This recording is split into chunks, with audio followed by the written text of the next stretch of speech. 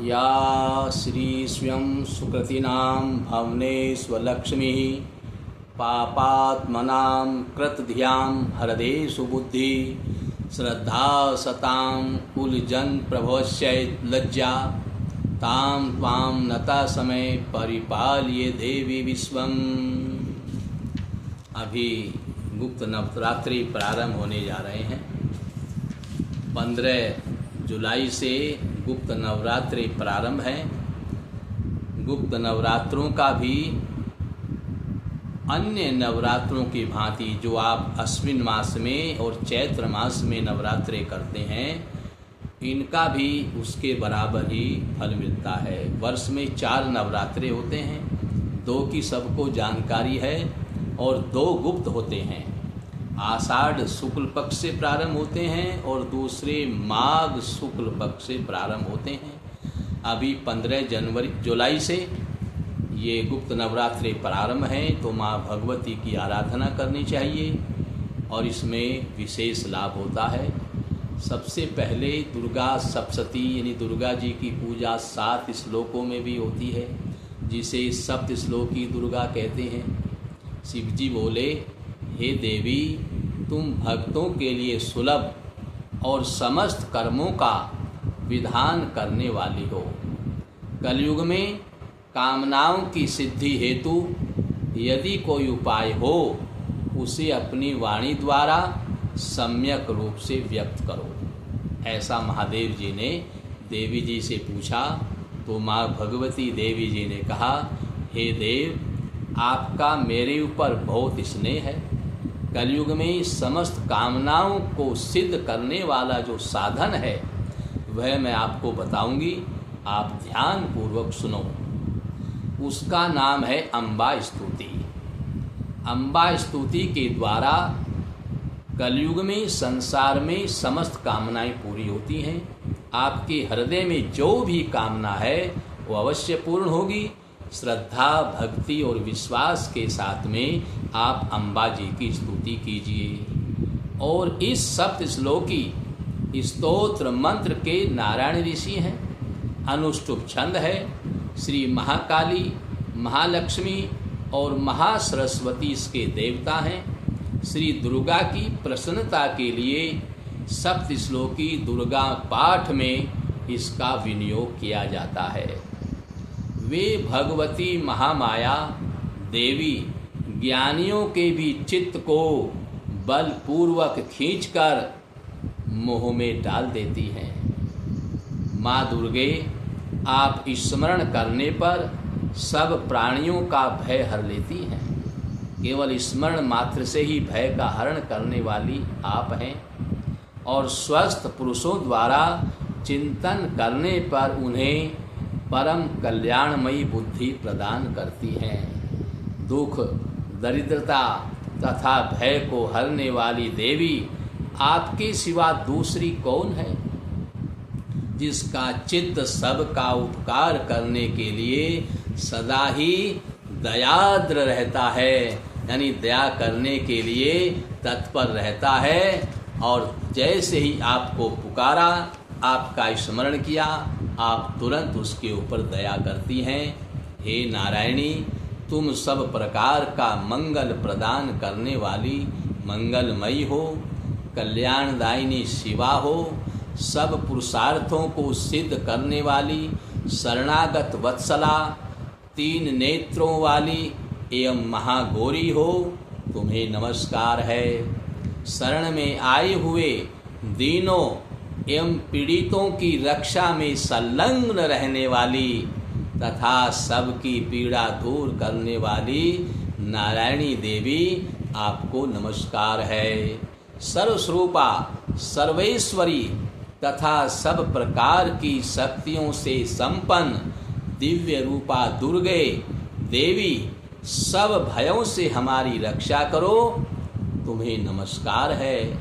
देवी, तुम प्रसन्न होने पर सब रोगों को नष्ट कर देती हो और कुपित होने पर मनोवांछित सभी कामनाओं का नाश कर देती हो। जो लोग तुम्हारी शरण में जा चुके हैं, उन पर विपत्ति तो आती ही नहीं, तुम्हारी शरण में गए हुए मनुष्य दूसरों को शरण देने वाले बन जाते हैं। सर्वेश्वरी, तुम इसी प्रकार तीनों लोकों की समस्त बाधाओं को शांत करो और हमारे शत्रुओं का नाश करो।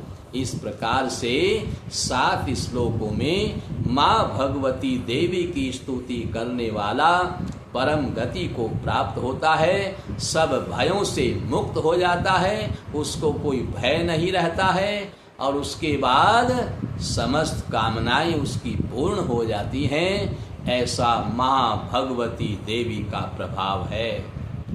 ओम श्री दुर्गाय नमः। श्री दुर्गा जी के अष्टोत्तर नाम का स्मरण करने से भी सब प्रकार से कल्याण होता है।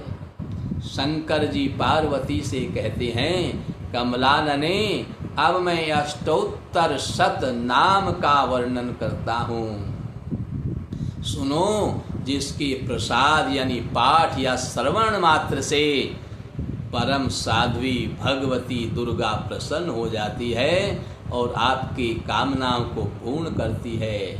माँ भगवती के अष्टोत्तर शत नाम हैं ओम सती, साध्वी, भव प्रीता, भगवान शिव पर प्रीति रखने वाली, भवानी, भव मोचनी, संसार बंधन से मुक्त करने वाली, और आर्या, दुर्गा, जया, आद्या, त्रिनेत्रा, शूलधारिणी, पिनाक धारिणी, चित्रा, चंड घंटा, चंड घंटा यानी प्रचंड स्वर से घंटनाद करने वाली, महातपा, भारी तपस्या करने वाली, मन, मनन शक्ति, बुद्धि, बौद्ध शक्ति, अहंकारा, अहमता का आश्रय, चिंत रूपा, चित्त रूपा, चित्ता, चित्ती यानी चेतना, सर्व मंत्रमयी, सत्ता, सत्स्वरूपा, सत्यानंद स्वरूपिणी, अनंता, जिनके स्वरूप का कोई अंत नहीं है, भाविनी, सबको उत्पन्न करने वाली, भाव्या, भावना एवं ध्यान करने योग्य, भव्या, कल्याण रूपा, अभव्या, जिससे बढ़कर भव्य कहीं है नहीं, कहीं भी नहीं है, सदागति, और सांभवी, सांभवी शिव प्रिया, भगवान शिव की प्रिया, देव माता, चिंता, रत्न प्रिया, सर्व विद्या, दक्ष कन्या, दक्ष यज्ञ विनाशिनी, अपर्णा, तपस्या के समय पत्ते को भी न खाने वाली, अनेक वर्णा, अनेक रंगों वाली, पाटला, लाल रंग वाली, पाटलावती, गुलाब के फूल या लाल फूल धारण करने वाली, पट्टांबर परिधाना, रेशमी वस्त्र पहनने वाली, कल मंजरी रंजिनी, कल मंजीर रंजिनी यानी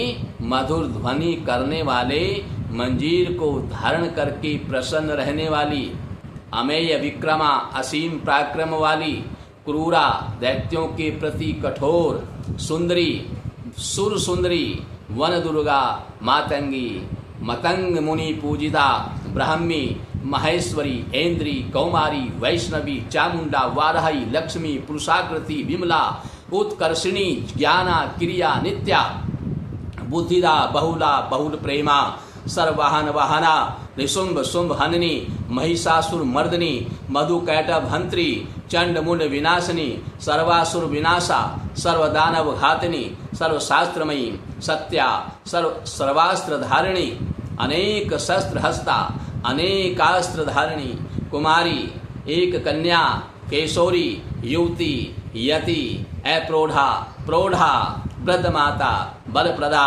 महोदरी, मुक्त केशी, घोर रूपा, महाबला, अग्नि ज्वाला, रौद्रमुखी, कालरात्रि, तपस्विनी, नारायणी, भद्रकाली, विष्णु माया, जलोदरी, शिवदूती, कराली, अनंता यानी विनाश रहित, परमेश्वरी, कात्यायनी, सावित्री, प्रत्यक्षा और ब्रह्मवादिनी।